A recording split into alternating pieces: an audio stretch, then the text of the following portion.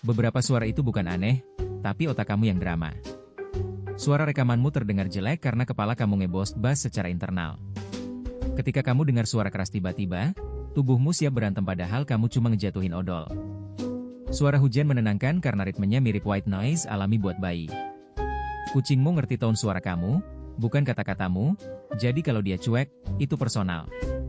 Tawa orang lain bisa bikin kamu ketawa meski nggak lucu. Otakmu gampang ikut geng. Suara gesekan styrofoam bisa bikin merinding karena mirip suara bahaya zaman purba. Kalau kamu gampang keganggu suara, komentar, telingaku sensitif kayak perasaanku.